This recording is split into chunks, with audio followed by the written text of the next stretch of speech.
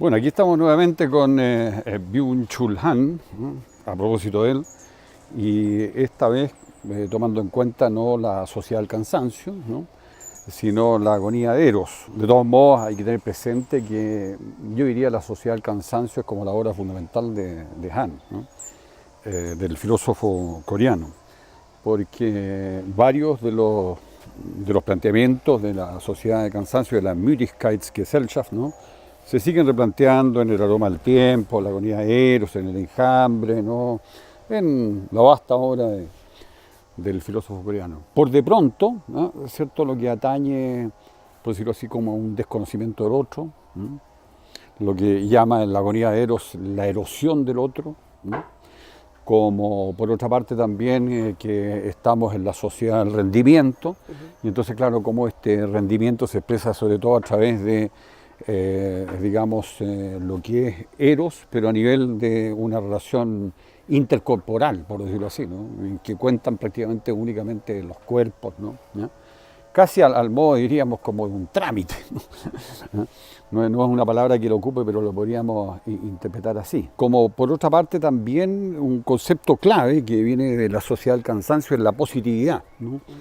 Un punto crucial es que en la agonía de Eros él muestra cómo no hay una negatividad, no hay crisis, no hay tensión, ¿no? Entonces, claro, es como una cuestión narcísica, ¿no es cierto?, de uno consigo mismo. Entonces, no hay propiamente una afirmación del otro y por lo tanto no hay un encuentro con el otro. Bueno, y estamos aquí para conversar de Byung-Chul Han con nuestra queridísima Ana María Lara, a quien volvemos a tener aquí en nuestro programa filosófico. Así que bienvenida, Ana María, ¿no? Bueno, te dejo plantear estas inquietudes, ¿no es cierto?, a propósito de la agonía de Eros, tocando algunos de estos puntos cruciales. No sé cómo lo comienzas tú por enfocarnos, ¿no? Bueno, hola Cristóbal. Nos reunimos acá para tomar la agonía de Eros, pero claramente, como tú lo mencionas, esto tiene una relación directa con esta sociedad cansada. Una sociedad que está agotada, que está cansada de procedimentalismos, en donde el otro, más que agonizar, parece que ha desaparecido.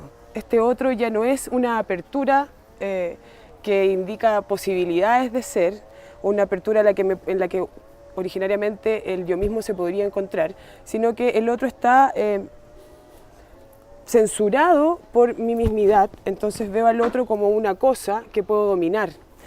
Lo que no aparece en esta sociedad cansada de tanta productividad es esta posibilidad de apertura, de cambiar el sentido, el agotamiento del sentido común que está lleno de sinsentido, del cual ni la política, ni la economía, ni la ciencia se pueden hacer cargo, está carente hoy día de un sentido ético, de un principio valórico que me permita abrirme al otro. Lo que ha ocurrido casi en torno a toda la existencia humana es que la cosificación, la objetivación, este positivismo de que lo que existe es aquello que puedo manipular y por lo tanto ocupar, ha nublado la posibilidad de que yo misma o yo mismo me abra hacia la comprensión de una otredad más radical, digamos. ¿Cómo lo ves tú esa noción del otro? Porque en la agonía del Eros se trata fundamentalmente de que ese otro está censurado, digamos. Claro. Y que entonces eso mismo afecta al pensamiento, porque el pensamiento debiera ser una mezcla de logos y eros, claro, según lo que dice Han en su texto. Claro. Pero eso no ocurre de acuerdo a esta cosificación del otro. Claro. Bueno, hay un concepto clave que está ahí de entrada, en lo cual se advierte que hay una fuerte influencia barthiana de Roland Barthes con su maravilloso texto. La verdad es que uno de los textos más bellos que nunca se hayan escrito en la historia de la filosofía, que son los fragmentos, un discurso amoroso, digamos, ¿no es cierto?, de Roland Barthes, ¿no? En que justamente destaca ahí un concepto crucial de Barthes, que es lo atópico, ¿no? En que Sócrates, como el amado, esto remite a la Alcíbiades platónico, ¿no? Habla así como que él es átomos, o sea, en otras palabras, no es inclasificable, ¿no? Entonces, cómo aborda eso Barthes es muy atractivo en el sentido de que qué ocurre con el enamorado, ¿no? Que es lo que él está analizando en ese texto maravilloso, ¿no? quién es el enamorado. Entonces, el enamorado, ¿no? es inclasificable, es atópico, ¿no? Los demás sujetos, dice, son sistematos, así en términos italianos, están sistematizados, están ubicados, son el padre de, el que tiene tal profesión, digamos, ¿no? El que tiene un puesto en el gobierno, en una empresa, están todos ubicados, que tienen una relación de pareja. En relación con el Werther de Goethe, por ejemplo, es Alberto, que es el marido o la pareja de Carlota. En cambio, Werther es el enamorado que no tiene, en fin, ¿no? ¿Ah? Y entonces, claro, eso es clave para la pregunta tuya, ¿no? Te fijas tú, decir que el otro, cuando yo me enamoro de otro, el otro es atópico, ¿no? Porque te fijas tú, apenas yo lo clasifico, ¿no? ¿Ah? Inmediatamente se produce una cosa así como ramplona, ¿no? de nivelación, así como el personaje de la novela La montaña mágica de Thomas Mann, ¿cierto? Hans Castorp, ¿no? que siempre decía, ¿no? Archivado y clasificado, ¿no? Entonces archivo y clasifico al otro y por lo tanto, bueno, deja como de interesarme así verdaderamente, ¿no? Porque lo veo en calidad como de un funcionario, lo veo de otra forma, pero no como pareja, no lo veo entonces como enamorado. Y eso al mismo tiempo se liga con otras cuestiones, digamos, ¿no? que remiten a otros filósofos del erotismo, ¿no? Fundamentalmente, yo diría, hace referencia, a pesar de que no lo cite, Eugenio Trías, ¿no? Que escribe ese libro maravilloso que es el Tratado de la Pasión, ¿no? Y que es la cuestión de la herida, ¿no? O sea, el erotismo, supuestamente, y esto podríamos decir ya es de acuerdo al banquete platónico, ¿no? O de acuerdo al Werther de Goethe, o de acuerdo a, qué sé yo, Ortega y Gasset y sus estudios sobre el amor, etcétera, o sea, o incluso Octavio Paz con La llama doble, ¿no? Todos estos textos nos hacen ver, te fijas tú, incluso en términos de un cuestionamiento a Descartes, ¿no? Lo que constituye el sujeto no es el ego cogito, no es el yo pienso, no es el pienso lo que existo, lo que constituye al sujeto es que el otro me transforma, ¿no? Incluso hasta en una perspectiva, diríamos, no levinasiana, ¿no? Te fijas tú, el otro me transforma radicalmente. Y eso guarda relación con una herida, o sea, el eros supuestamente es una herida, una llaga que se abre en ti y que emana sangre, ¿no? Todo eso desaparece y él le presta mucha atención, Byung-Chul Han, digamos, ¿no? También a lo que se refiere a esta herida, ¿no? Claro, pero bueno, desde el banquete de Platón también vemos a Eros como esta mezcla entre abundancia y carencia. También abunda la entrega, pero siempre vamos a carecer de la pertenencia del otro, de la posesión del otro. Y eso es lo que está nublado en la mirada del Eros actual, digamos. No hay otro, hay una proyección del sí mismo frente al otro cosificado al que utilizo.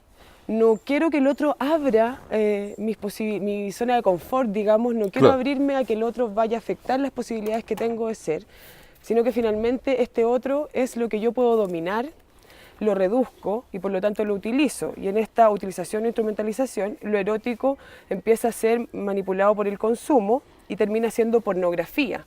La relación con el otro desde la relación de pareja, incluso dice Han, anula lo sexual por esta pornografía que no tiene nada de sexualidad, digamos, sino que de utilización. Y ahí entonces se relaciona con, podríamos verlo también, Lipovetsky cuando habla de la hipermodernidad, el hipernarcisismo, este otro que no quiere abrirse a posibilidades, no quiere tener esa herida, digamos, entonces se protege y lucha todos los días y se siente orgulloso de sí por este esfuerzo que hace de ser responsable, de ganar, de tener todas las cosas que quiere, pero el otro lo va a afectar. Lo va a hacer perder dinero, lo va a hacer perder recursos y mientras lo pueda usar me sirve, pero si quiere abrir mi construcción de mundo subjetiva, desubjetivizada, podríamos tratar después ese tema, entonces me representa el otro una amenaza más que una posibilidad de abrirme. Claro.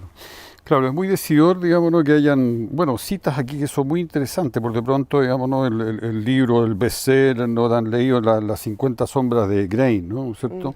En que Han plantea al respecto de cómo ahí justamente lo que no hay es transgresión, ¿no? ¿Te fijas tú? Entonces, lo cual nos lleva, porque claro, es como una suerte de programa sexual, sadomasoquista, en fin, ¿no? ¿Ya? Y entonces, claro, no hay transgresión y podríamos decir con Bataille, porque lo de la transgresión remite al erotismo de Bataille, ¿no? Cuando no hay transgresión tampoco hay erotismo, porque te fijas tú, el erotismo supone que, digamos, hay interdictos, hay tabúes, hay prohibiciones, hay delimitaciones, hay discontinuidades, etcétera, que son transgredidas, digamos, ¿no? ¿Ya? Entonces, eso es bien interesante. Ahora, en la misma línea de lo que estamos diciendo, ¿no? Algo que me pareció también muy atractivo, ¿no? Que es este recuerdo de un mito griego, digamos, ¿no? De cómo el jabalí, ¿cierto?, que mata a Adonis cuando en realidad solo quería acariciarlo, ¿no? Y entonces, claro, eso nos habla, ¿no? De esa ligazón, ¿cierto?, con el otro, que el otro, para decirlo así en términos heideggerianos, te va, ¿no? Te incumbe, te trastorna, te desespera, ¿no? ¿Cierto? ¿Ah? Es justamente lo que, por ejemplo, recuerda Ortega y Gasset en sus estudios sobre el amor, digamos, ¿no? Que suele ocurrirle por ejemplo, la cocinera, o puede ser también el cocinero, obviamente, enamorado que le pone demasiada sal está tan ido, está claro, tan perdido en el otro, te fijas tú, que sala demasiado las comidas, ¿no? Y entonces en la misma línea, el filósofo florentino, ¿cierto?, de la Academia de Médicis, ¿no?, el traductor del banquete platónico, ¿cierto?, al latín, ¿no?, Marsilio Ficino, ¿no?, porque tus ojos han penetrado a través de los míos hasta el fondo de mi corazón, encienden en mis entrañas un vivísimo fuego, ten entonces misericordia del que perece por tu causa, ¿no? ¿Ya? En que Ficino, ese es un pasaje que nos cita Han, pero que viene muy al caso también recordarlo, digamos, no sucede con el amor, de acuerdo con Marsilio Ficino, ¿no?, de que cuando yo estoy enamorado, ¿no?, ¿cierto?, estoy muerto, ¿no?, porque entonces estoy solamente viviendo en ti o en la otra persona, ¿no?, pero no vivo en mí, ¿no? Y si más encima agrega Ficino, ¿no?, no hay correspondencia, o sea, ella o él también, incluyendo aquí las relaciones homosexuales, por supuesto que probablemente Ficino no las incluiría, no tengo idea, ¿no? Pero sí en nuestra época corresponde obviamente incluirlas, ¿no? Entonces, si ella o él no me corresponde, entonces estoy definitivamente muerto, ¿no? Porque entonces ni habito en mí, ni habito en la otra persona, ¿no? Aquí hay un tema también de este terror de no habitar en uno mismo, como esta construcción, como esta mónada, ¿cierto? Una construcción cerrada, subjetiva, en donde el otro me amenaza y el otro lo desarmaría si es que en realidad estuviera legitimado, por decirlo de alguna manera, esta relación recíproca de apertura. Pero como el otro se me presenta cosificado y yo no soy testigo de todas sus incongruencias, que sí están dentro de uno mismo, ¿cierto? Los monólogos internos siempre nos están generando incongruencias, dudamos, pero al otro que está cerradito parece que lo tuviera todo claro. Entonces ese otro es el objeto que me va a desestabilizar, que me va a amenazar, y no quiero entonces mirar el amor así. También aquí tenemos que ver que hay ciertas nociones culturales, patrones culturales que tienen como impregnada la noción del amor desde el sufrimiento. ¿Por qué el amor tiene que ser sufrimiento? ¿Por qué abrirme a otro y abrirme a otras posibilidades implicaría un horror o un sufrir y no lo contrario, que sería crear, ser libre, experimentar otros modos de ser? Claro, y aquí está entonces la tensión. No me permito experimentar otros modos de ser porque estamos agotados, cansados de esta productividad, en estereotipos de lo que se debe o lo que no se debe hacer, y estamos siendo víctimas de una administración incluso del placer. Claro. O sea, lo que en realidad es placentero también está prohibido. Hay prohibición de ciertas drogas, de ciertos comportamientos, se administra todo lo que correctamente se puede hacer, lo políticamente correcto, digamos, y entonces estamos teniendo vidas que simplemente producen, que simplemente están al servicio de obtener ganancias y no se permiten en ningún momento dejar de mirar esta manera, dejar de mirar lo lucrativo, la ganancia frente al otro, y se protegen de perder.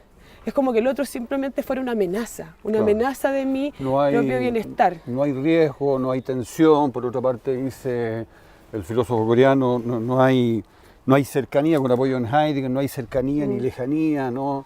simplemente se perdió la distancia, hay una falta de distancia, entonces como la distancia también es absolutamente clave en las relaciones, en lo cual cita incluso a Martin Buber, ¿no? ¿Cierto? En términos de este yo y tú de Martin Buber, ¿no? Que está siempre atravesado por una distancia necesaria, digamos, que es absolutamente necesaria, ¿no es cierto?, en lo que se refiere al erotismo. Hay aquí también una referencia muy interesante, ¿no?, al tema de la salud, ¿no? Y en lo cual hace una remisión, ¿no?, que es bien atractiva a Nietzsche, ¿no? Porque en Nietzsche, claro, se trata del último hombre y el último hombre está como casi únicamente preocupado, ¿no?, ¿cierto?, de la salud, ¿no? No le interesa en absoluto una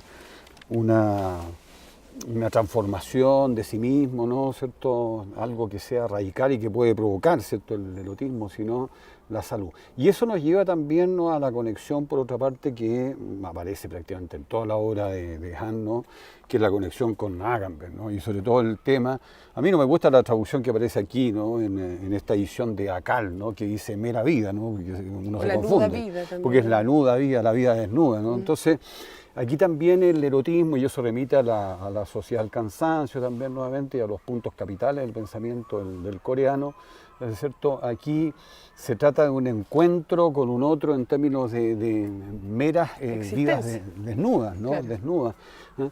Que en este caso es bien interesante porque normalmente, así como es en Agamben, ¿no?, la vida desnuda es la vida del hombre, ¿cierto?, que se apoya incluso en el derecho romano, ¿cierto?, lo que se llama el homo sacer, ¿no? ¿Cierto?, que tiene también esta perspectiva que es el sujeto sin derechos, ¿no?, ¿cierto? ¿no?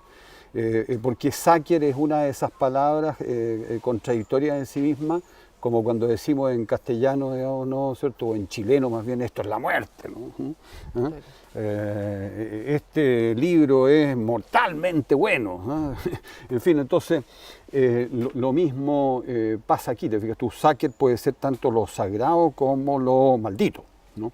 Entonces sujetos malditos porque al ser sujetos sin derechos hasta los puedes asesinar y no hay ninguna sanción. Pues bien, esta nueva vida también se aplica con Hahn aquí, ¿cierto?, a esta visión crítica del erotismo en la sociedad actual. Como que se trata de un encuentro así en términos de seres humanos puramente desnudos, ¿no? Pero esta desnudez también está atravesada por una administración política que pone parámetros de salud. O sea, ¿qué es lo saludable? Y lo saludable está regido por una administración sociosimbólica, podríamos decir, en donde hay cosas que son buenas, hay cosas que son saludables y otras no. Y desde ahí la nuda vida o la mera vida, esta existencia del encuentro meramente presencial, digamos, queda también limitada, queda casada, queda embovedada por estas matrices que nos dicen qué es lo bueno, qué es lo malo. Y finalmente esta noción de que todos somos sacer también se anula porque lo que se está perdiendo ahí es la trascendentalidad.